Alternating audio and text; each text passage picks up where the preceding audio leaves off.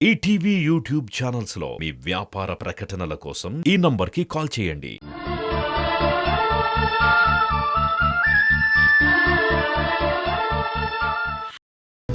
నేను కావాలని మళ్ళీ మళ్ళీ రెచ్చగొడుతున్నాడు అంకుల్. నన్ను అడ్డం పెట్టుకుని వీణ మీద రివెంజ్ తీర్చుకుంటున్నాడు. Useless fellow. ఈసారి గొడవ పడితే మాత్రం వాడిని వదిలిపెట్టాను. ఇంకోసారి నా జోలికి రాకుండా బుద్ధి చెప్తాను. నీ బాధ నేను అర్థం చేసుకోగలను కార్తీక్. ఇలాంటివి జరగవనే అనుకున్నాను. పాపం వీణ తన డ్యూటీ తను పర్ఫెక్ట్గా చేసింది అంకుల్. కానీ రిషి కావాలనే తనని కూడా ఇన్సల్ట్ చేశాడు.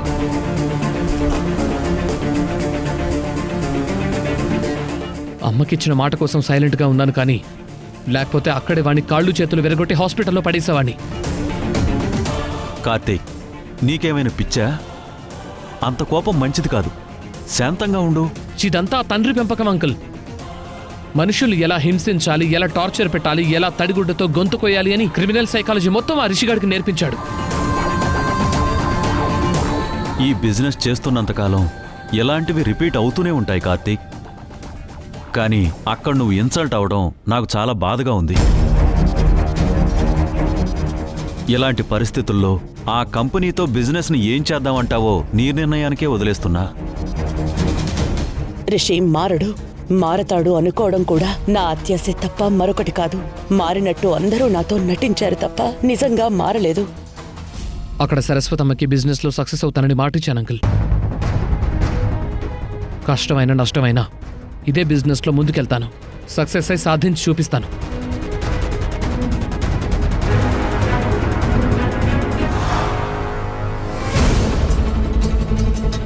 అలా చేద్దాం అంకుల్. అప్పుడు మన బిజినెస్ కూడా డెవలప్ అవుతుంది. ఏమంటారు?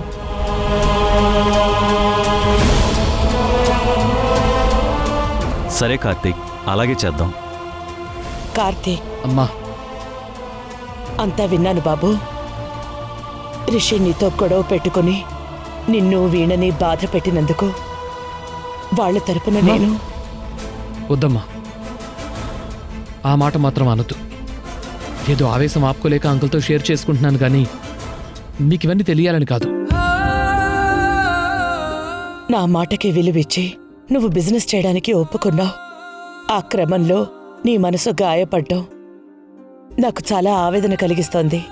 సారీ అమ్మా, ఈ విషయం వదిలేద్దాం. పదండి, వెళ్ళి భోంచేద్దాం. అంకుల్ రండి. కార్తీక్, రిషితో మాట్లాడి ఇంకోసారి ఇలా జరగకుండా చూస్తాను. అమ్మా, మీరు ఇంకా ఆ విషయం గురించి ఆలోచిస్తున్నారేంటి? రండి, భోంచేద్దాం. ఆకలిగా లేదు కార్తీక్, నువ్వు భోంచేయి.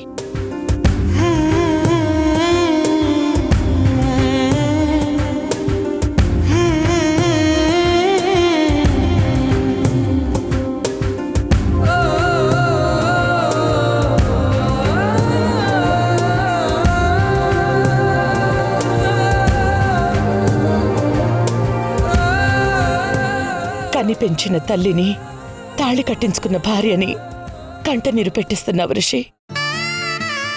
ఇది మహాపాపం నాన్న. నువ్వు మారతావని ఎదురు చూసి చూసి నా కళ్ళు అలసిపోయాయిరా. ఈ జన్మకి నువ్వు మంచి మనిషిగా, ప్రయోజకుడిగా చూడాలన్న నా కలని తీరుస్తావు కదా నాన్న.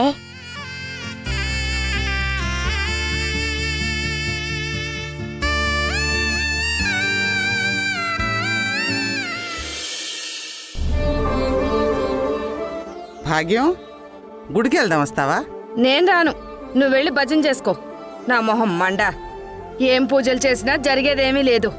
దేవుణ్ణి అలా అనకూడదే, కళ్ళు పోతాయి. పోతే పోనీలే అమ్మా. వేణ డెవలప్మెంట్ చూడలేక చేస్తున్నాను. రోజు రోజుకి అందరి మీద అది గ్రిప్పు తెచ్చుకుంటుంటే ఒళ్ళు సలసల మండిపోతుంది. ఉదయాన్నే మంటలేంటి భాగ్యం? వడదెబ్బ తగిలిందా? నీ కోడలి వడదెబ్బ ముందు ఏ వడదెబ్బ పనిచేదన్నయ్యా. ఇప్పుడు ఆ పేరెందుకు ఎత్తుతున్నావు? సైలెంట్ గుండు.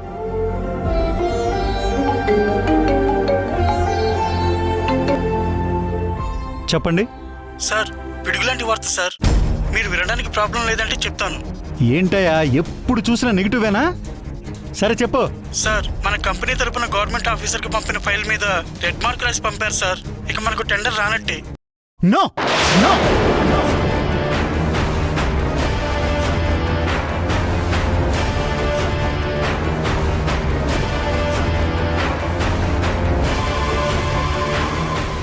ఎంతో ప్రెస్టీజియస్ ప్రాజెక్ట్ని మనకు రాకుండా ఎలా చేస్తాడు? టెండర్ మనకు రావడానికి అన్ని క్వాలిటీస్ మనకు ఉన్నాయి కదా, ఎలా రెడ్ మార్క్ వేశాడు? ఎందుకు ఇలా జరిగింది manager? Tell me, come on tell me.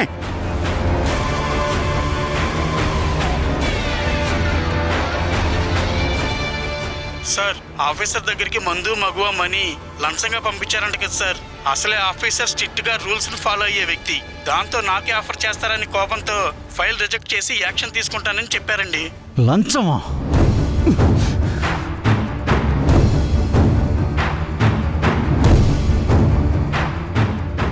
రేయ్, ఎవర్రా గవర్నమెంట్ ఆఫీసర్కి లంచం పంపించి ఓకే చేయమని చెప్పింది? మీలో ఎవరు పంపారో?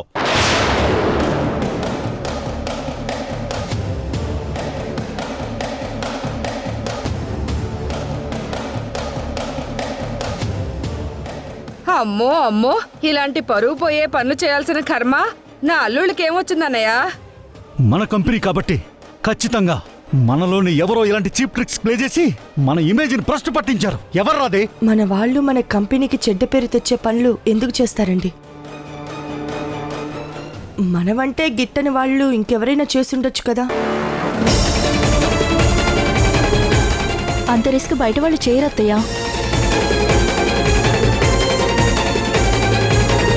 అదెవరో తెలిస్తే కదా యాక్షన్ తీసుకునేది.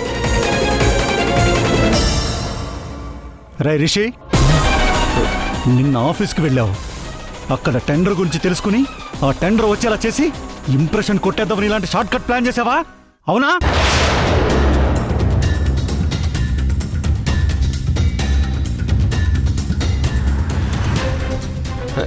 డాడ్, నా మీద డౌట్ పడుతున్నారా? ప్రామిస్గా అయితే నేను చేయలేదు. అన్నయ్య, ఒక్కరోజు ఆఫీస్కి వెళ్ళిన పాపానికి ఇంతటి అబాండం రిషి మీద వేస్తావా? చాలా పెద్ద పొరపాటు చేస్తున్నావు అన్నయ్య. వాడు వంశం నిలబెట్టే పనులు చేస్తాడ్రా, ఇలా ఎందుకు చేస్తాడు? శ్రీ కాదు, రిషి కాదు, నేను కాదు, మరెవరు చేశారు ఈ పని? నేను ఎవరి మీద అనుమానపడాలి? ఈ సమస్యని ఎలా పరిష్కరించాలి? అన్నయ్య, మగాళ్ళేనా ఆఫీస్కి వెళ్ళేది?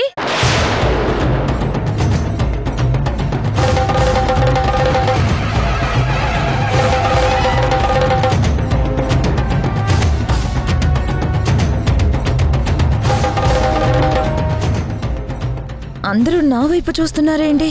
ఏం వీణా, మొన్న క్వాలిటీ రైడింగ్లో ప్లాన్ చేసినట్టు ఇది కూడా ప్లాన్ చేసావా?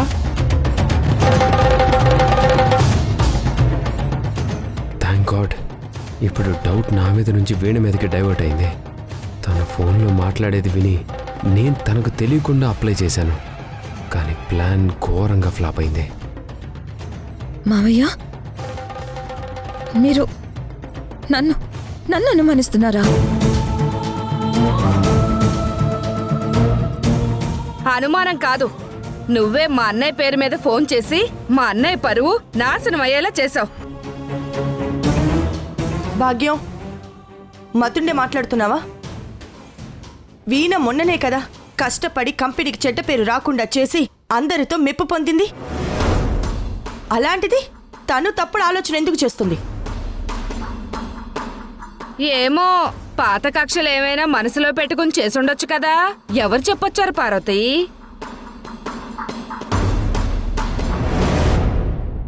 అవునవును, పెళ్ళైన దగ్గర నుంచి రిషి కూడా ఏదో ఒక తలనొప్పి తెస్తూనే ఉంది. అత్తయ్య, విన్నావా? పిన్ని బామ్మ ఏమన్నారో విన్నావా? ఇంట్లో ఏం జరిగినా సరే అన్నీ నేనే చేసినట్టు అంటున్నారు. అన్యాయంగా నా మీద నిందలేసి మానసికంగా నరకం చూసేలా చేస్తున్నారు. నాకే పాపం తెలీదు మావయ్య. ఎవరో చేసిన దానికి నన్ను అనుమానించడం అనేది నేను భరించలేకపోతున్నాను మావయ్య.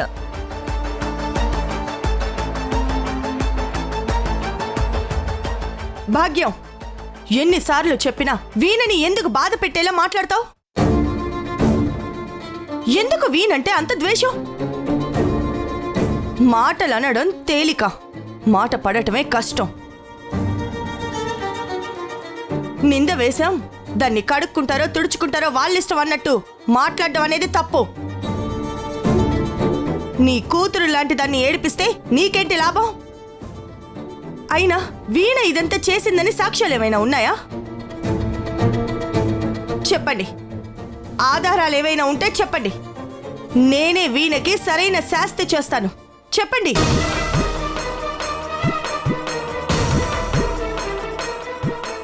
మనం ఎవరు కాదు, మరి అంత అవసరం ఎవరికుంది?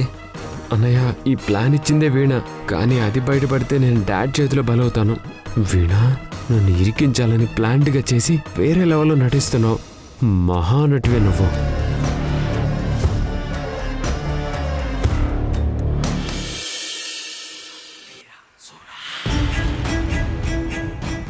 ఎందుకురా మీ అమ్మ ఎలా చేస్తుంది? ఇప్పుడున్న టెన్షన్ సరిపోవా? అర్జెంటుగా రావాలని ఫోన్ చేసింది. అమ్మనే అనకండి డాడ్. ఈ సెంటిమెంట్కి ఏం తక్కువ లేదు. అక్కడ టెండర్ పోయి బ్యాడ్ నేమ్ వచ్చింది. అలా చేసిన రాస్కల్ ఎవడో తెలిస్తే షూట్ చేసి పడేస్తాను. ఐడియా నాదని తెలిస్తే మాత్రం షూర్గా నన్ను చంపేస్తాడు. ఛ, ఇంటికి రావచ్చుగా. అబ్బాయి, ఇగో మీ అమ్మ ఇగో తిని బతుకుతుందిరా. ఎంత బెండ్ అయినా సరే ఇంకా బెండ్ చేయాలని వస్తుంది. ఒక పక్క వీణ టార్చర్, ఇంకో పక్క ఈవిడ గారు సోది. వినలేక బీపీ రేజ్ అయిపోతుంది. Dad, cool down dad. ఏంట్రా కూల్ అయ్యేది? అంతా నీ వల్లే.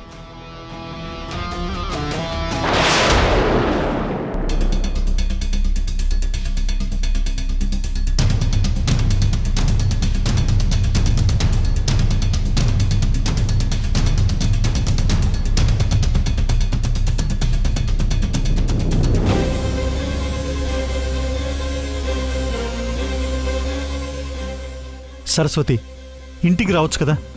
ఈ ఎండలో నీ హెల్త్ పాడైపోదు. ఎరా, నువ్వు మనిషి జన్మ ఎత్తావు కదా.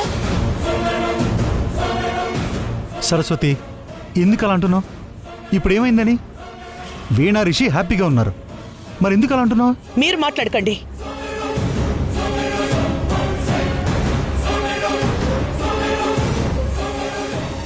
ఎందుకురా నన్ను మోసం చేశావు? మోసం చేయడం ఏంటమ్మా? ఏమైంది సరస్వతి? మేము నిన్ను మోసం చేయడం ఏంటి? ఏదో అడగాలని ఇంకేదో మాట్లాడుతున్నావు. నిజం మాట్లాడుతున్నాను. అబద్ధం ఎందుకు చెప్పారని నిలదీసి అడుగుతున్నాను. ఏ నిజం? వీణని కంటికి రెప్పలా చూసుకుంటామని మాటిచ్చారు. వీణకి ఎలాంటి కష్టం కలగనివ్వమని నాకు మాట ఇచ్చి తప్పారు. తనని మేమేమి ఇబ్బంది పెట్టలేదు సరస్వతి. నేను ఆఫీస్ కూడా వెళ్ళమని చెప్పాను. రిషి కూడా వెళ్తున్నాడు. ఇప్పుడంతా హ్యాపీ. ఆఫీస్కి బిజినెస్ పని మీద వచ్చిన కార్తీక్ని నువ్వేం చేసావు రిషి? నేనేం చేయలేదు. తన పని తను చూసుకొని వెళ్ళాడమ్మా. దట్స్ ఇట్ అమ్మా. లోకనాథికి తగ్గ పుత్రుడు అనిపించుకున్నావు. నోరు తెరిస్తే అబద్ధం, ఆలోచన చేస్తే కుట్రలు, అన్యాయాలు ఇవే వచ్చాయి నీకు కూడా. ఛీ!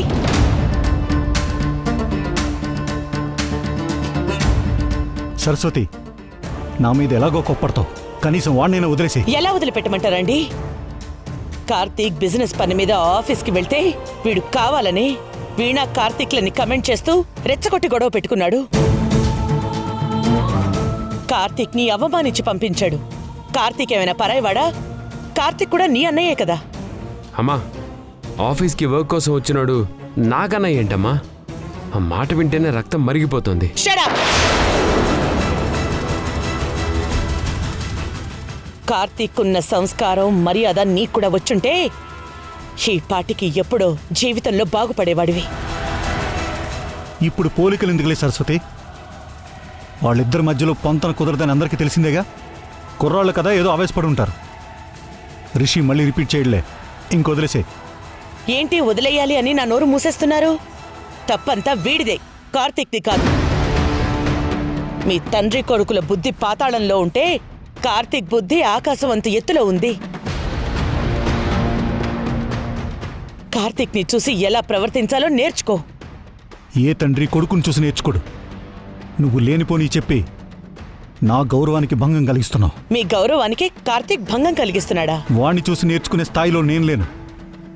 వాణ్ణి పొగడ్డం కోసం నన్ను మరీ ఇంతలా కించపరచాల్సిన అవసరం లేదు. కార్తీక్ని నేనెందుకు పొగుడుతున్నానో ఒకసారి ఈ వాయిస్ రికార్డు వినండి, మీకే తెలుస్తుంది. ఎక్కడ కారు కనిపించలేదు. నో డౌట్ ఖచ్చితంగా నువ్వు ఫాలో అవుతున్నావు అని సరస్వతికి తెలిసిపోయి ఉంటుంది. అసలు నా పైన డౌట్ వచ్చే ఛాన్సే లేదు. అక్కడుంది సరస్వతి. నా భార్య గురించి నాకు తెలుసా, నీకు తెలుసా? తన కారు కూడా వెనకాల కళ్ళు ఉంటాయి. ఈసారి గాని సరస్వతి కంటపడ్డావో నేను కనబడిపోయినట్టే. ఈసారి పని కంప్లీట్ చేస్తాను. ఎట్టి పరిస్థితుల్లోనూ అది ఉండే అడ్రస్ నాకు కావాలి. అది బ్రతకడానికి దేవుడు ఒప్పుకున్నా నేను ఒప్పుకోను. చావాల్సిందే, అర్థమైందా?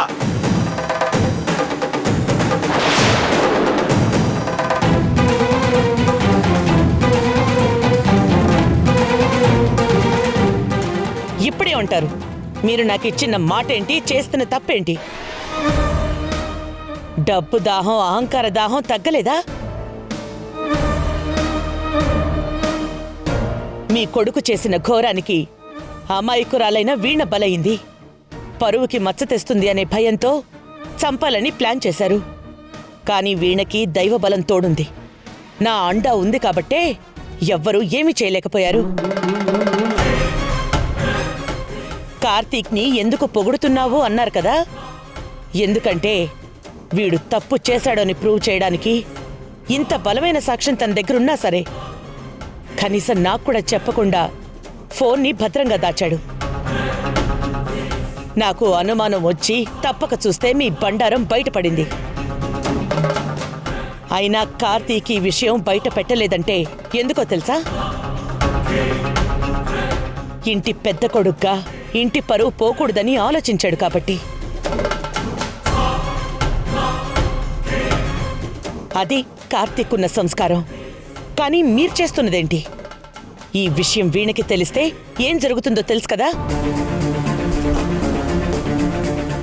ఒక్కటి గుర్తుపెట్టుకోండి, వీణకి మీ వల్ల ఎలాంటి హాని జరిగినా, కార్తీక్ని మరోసారి అవమానించినా ఈసారి లాంటి చర్చలుండవు, వాదనలుండవు. డైరెక్ట్గా మీ ఇద్దరు జైల్లో ఉంటారు. జాగ్రత్త.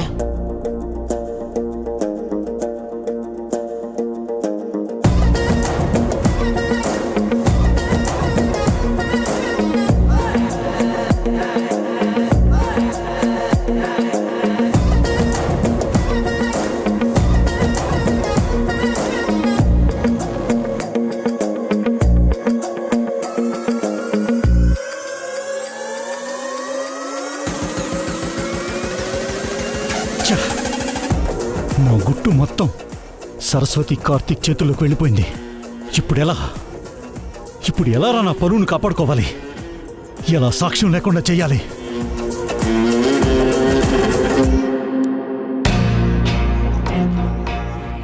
కన్న కొడుకు చేతిలో కీలు బొమ్మనైపోయాను రా. ఇప్పుడు వాడికి నా ముఖం ఎలా చూపించాలరా?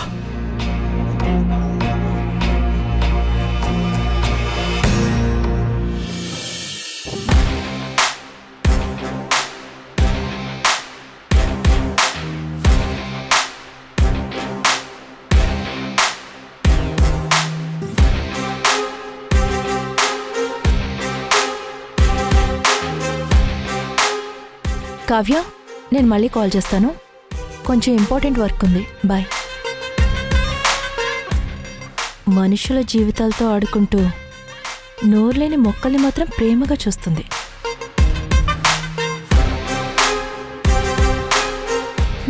ఏంటి మేడం గారికి మొక్కల మీద ఇష్టం సడన్ గా పెరిగినట్టుంది? ఏ మొక్కైనా పెరిగి చెట్టయ్యాక నీడని పండ్లని ఇస్తుంది కాబట్టి. ఈ భూమి మీద స్వార్థం లేనిదేదైనా ఉంది అంటే అది చెట్టు మాత్రమే వేదా.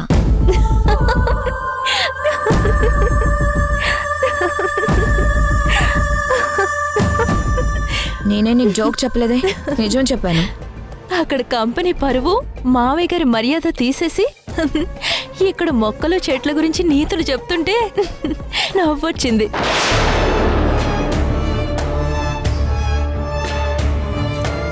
ఈ మొక్క వేర్లకి ఈ ఇంటి పతనానికి లింక్ ఎలా ఉందో చెప్తాను, జాగ్రత్తగా విను. మొక్క బలం ఆకుల్లోనో కొమ్మల్లోనో కాదు ఉండేది, ఈ వేర్లలో ఉంటుంది.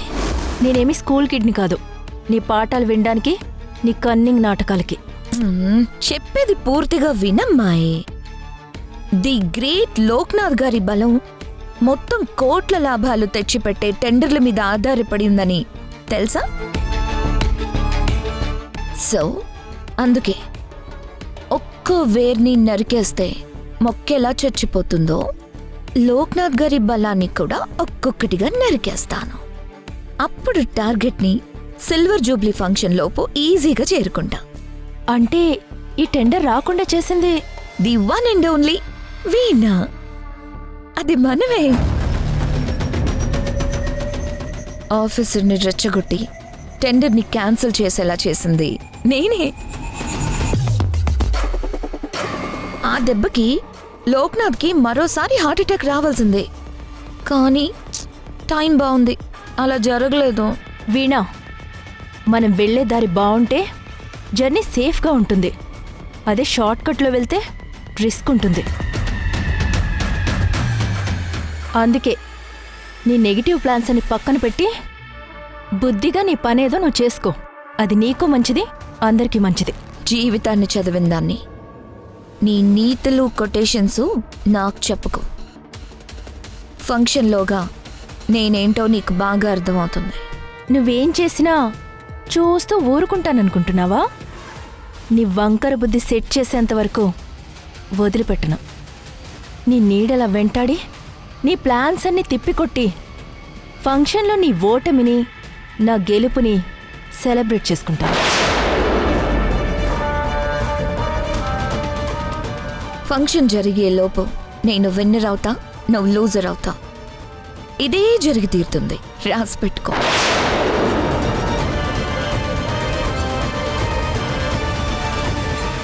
నేను ఈ ఇంట్లో ఉన్నంత వరకు నీ ఆటలు సాగవు. మాటల్లో కాదు, చేతుల్లో చూపెట్టు వేదా. అప్పుడే నువ్వు గ్రేట్ అని ఒప్పుకొని వెళ్ళిపోతాను. ఏంటి వీణా వెళ్ళిపోతా అంటున్నావు? అదే అత్తయ్య, ఈ మొక్కని బాటిల్లో పెడుతుంటే చచ్చిపోతుందని తీసేసినట్టు మాట్లాడుతుంటే, ఈ మొక్క గనుక చచ్చిపోతే నేను ఇంట్లో నుంచే వెళ్ళిపోతాను అని నమ్మకంగా చెప్తున్నాను అత్తయ్య. అవేం మాటలు వీణా. ఈ మొక్క పచ్చిగా ఎదుగుతున్నట్టే మన కుటుంబం కూడా సంతోషంగా కలిసిమెలిసి ఉంటుంది. మొక్కను అలాగే పట్టుకుంటే వేర్లు ఎండిపోతాయి. తొందరగా నాటే. వేర్లు చాలా ముఖ్యం కదా అత్తయ్య. అవి ఎంత బలంగా ఉంటే చెట్లు కూడా దృఢంగా 10 కాలాల పాటు పచ్చగా ఉంటాయి వీణా. వేదా, నీళ్లు పోయమ్మా.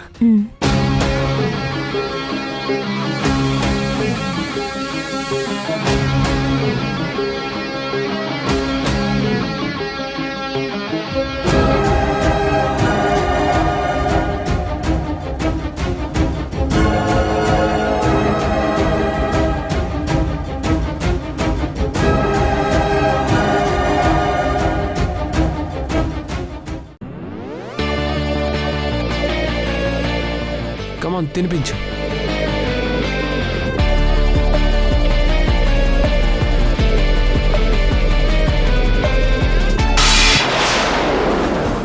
ఏమైంది వీణా? ఏమైంది అల్లుడు? ఇందాక బామ్మగారు కూరలో ఉప్పు ఎక్కువైంది అన్నట్టుగానే రిషి కూడా కూర బాలేదని ఆ ప్లేట్ నేలకేసి కొట్టాడు అత్తయ్య.